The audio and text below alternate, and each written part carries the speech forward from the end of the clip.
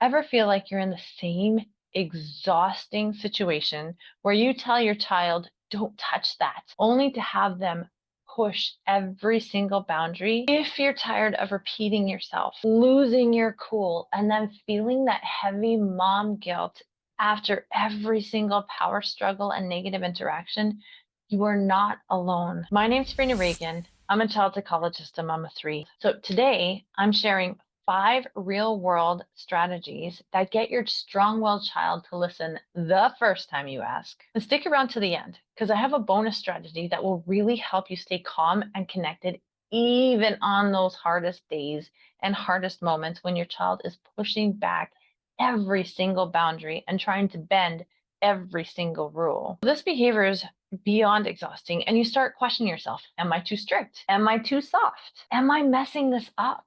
And then the guilt creeps in, especially after you've lost your patience and yelled at your child. But here's the truth, and something I really need you to hear. This behavior of your child is actually a sign of intelligence and creative problem solving, and that's a good thing. Dr. Gordon Neufeld, leading child developmental psychologist, calls this counterwill, which is your child's natural drive to protect their independence rather than defiance. So if you're tired of daily power struggles and want real life solutions that actually work, hit subscribe so you never miss a tip that can help you feel more confident as a mom. Strategy number 1, use specific, loophole proof language.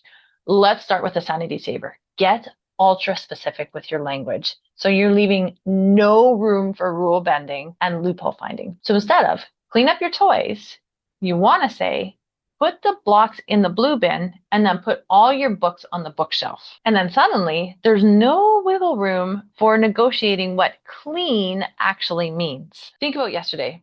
What is the last direction that you gave your child that turned into the loophole Olympics? Share it in the comments below. We have all been there. So why does this work? When you give specific instructions, you're engaging your child's left brain, which bypasses any emotional storm that could happen and sidesteps any pushback that might occur because of that. One other way to use this specific strategy is to make it playful. In this way, you're engaging a different part of their brain that makes them want to cooperate. And so the more playful you can make it, the more connected you feel, and the more likely your child is going to pitch in instead of negotiate and power struggle and find the loopholes of that specific instruction. Strategy number 2, explain the consequences and not just the rules. Here's a transformation for daily power struggles. Help your child understand the why behind your boundaries. So when your kids only hear, don't touch, it's fragile, their brains actually stop listening after don't. Or if they're creative, they start looking for loopholes. Instead, give them a little bit of context. So for example, instead of saying, don't touch, it's fragile, you can say something like, this vase is really precious to me, and if it breaks, it can't be replaced.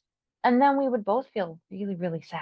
This strategy shifts the conversation from a power struggle, because I said so, to an invitation to care about the impact of their actions and to really understand why you're asking them to do something. It makes sense. So they can thoughtfully think through their action, which sets them up for future solution finding and problem solving. By using this strategy, you move them from compliance out of fear to cooperation from understanding. And the benefit of this is that in moments when you're not there, they're that much more likely to follow the rule and the expectation because they've internalized the values.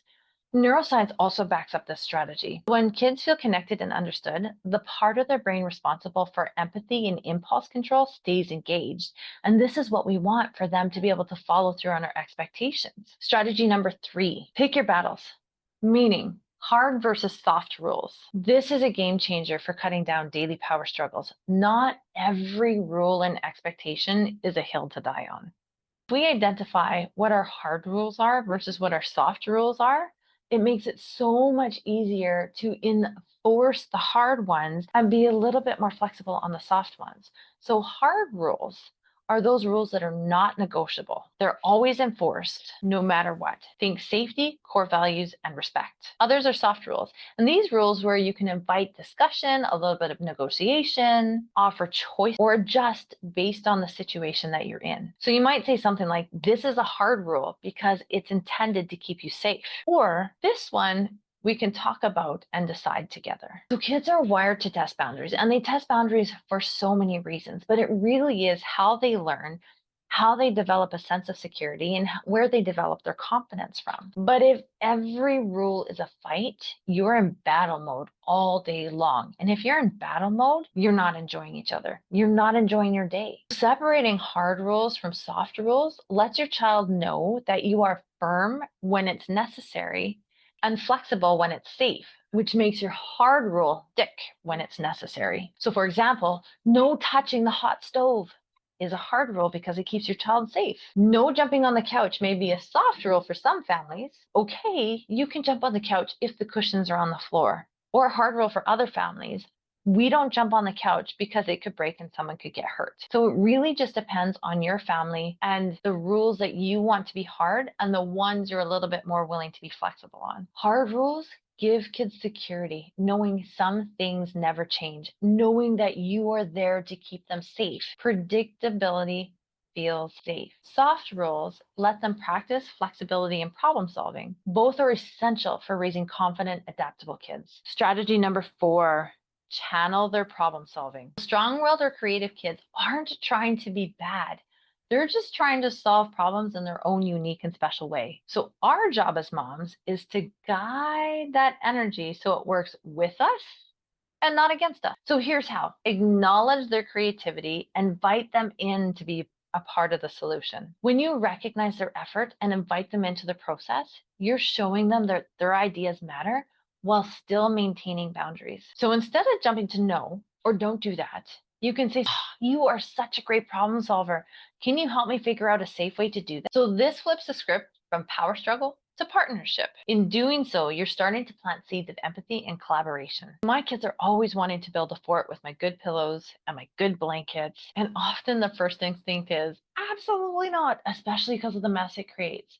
However, building is so good for their brain. So instead of saying absolutely not, my response was, how can we build this without using my special pillows and my special blankets? Is there another fun way that we can create the coolest fort ever? And while initially there was just a little bit of grumbling because they already had an idea in their head of how they wanted to do it, by waiting just a little bit, they were actually able to come up with a more creative fort that was super cool to play in. And then in the end, they were so proud of their solution and they had to take me on a tour. This process builds something called mindsight in your child, which helps them see your perspective and somebody else's perspective at the same time. And this is a skill that will last a lifetime in all of their relationships. So when you channel their creativity and get them to problem solve in a way that they can still do what they want to do, but in a way that works with you as well, you're not just getting short-term cooperation. This is something that I love, thinking about parenting in the short term. And then everything that you do actually is a foundation for long-term learning.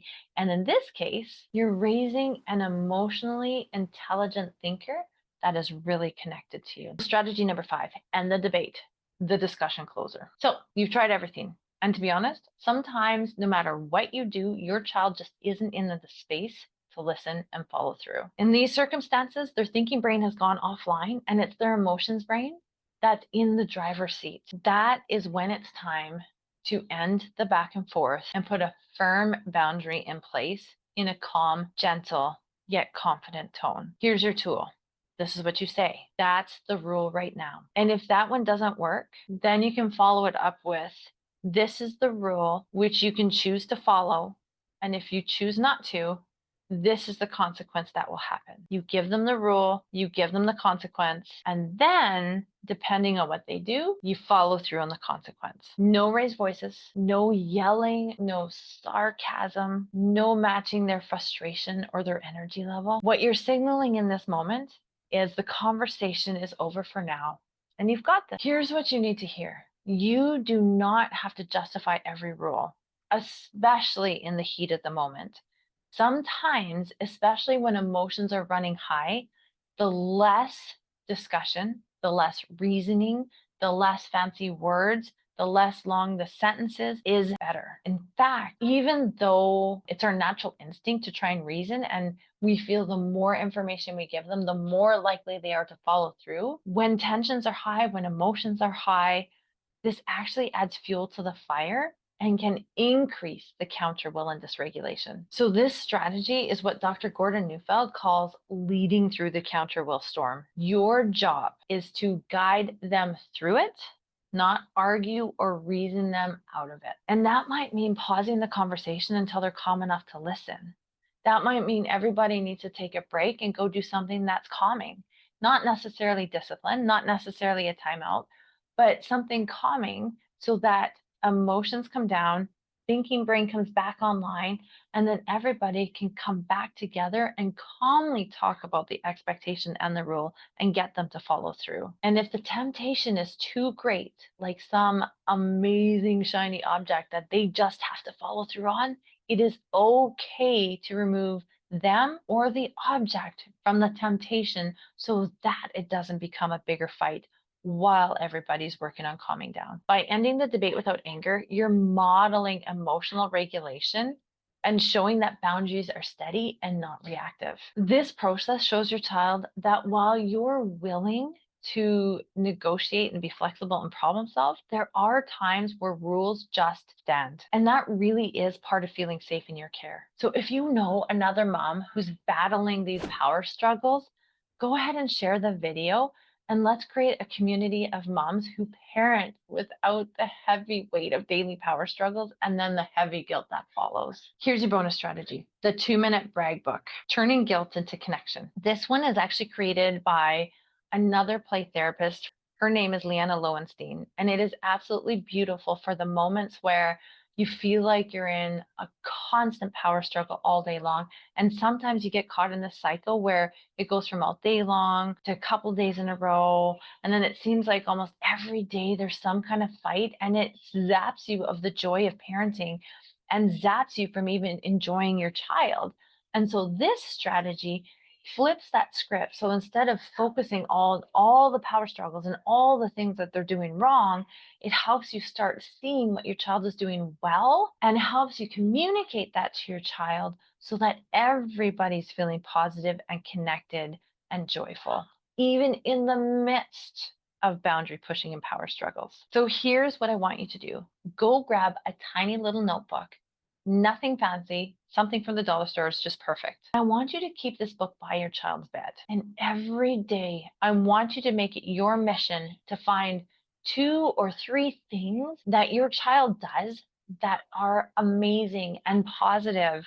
Even if they're small, I want you to notice and name what they're doing right to your child so that they can hear it. And then at bedtime, I want you to take that little notebook and pick one of the things that you noticed that day and write it in the book. And then read it out loud to your child so that your child can hear it a second time about how proud you are of them. And then everybody can go to bed on this positive moment instead of going to bed feeling negative and frustrated and guilty. Why does this work? Because it flips the script from focusing on what's going wrong to celebrating what's going right. And the more that you can point this out, the more positive you guys feel about each other, the more likely your child wants to start doing what you're asking. And then everybody goes to bed feeling positive. Your child ends up feeling seen for their efforts and not just called out for what they're doing wrong. And then you as a mom, end your day with a win and not just go to bed feeling that heavy load of guilt for having another challenging day with your child. This tiny little habit builds connection, builds more joy, less yelling, and a calmer home for everybody. So your child's rule bending is not proof you're failing. It's a sign their brain is busy and bright, and it's a good thing. With these strategies that I've talked about in this video, you are not just getting through the day. You're building trust, confidence, and joy in a home where everyone feels safe and seen. If you've ever wondered how to get your child to listen the first time without yelling or repeating yourself, watch the next video that I have up here. And then I want to know, What's the most creative loophole your child has found, and how have you worked around that together? Drop it in the comments below. And if you find this video has helped, hit subscribe for more practical parenting strategies that actually work. Don't forget to share this video with a friend. And until next time, have a wonderful day.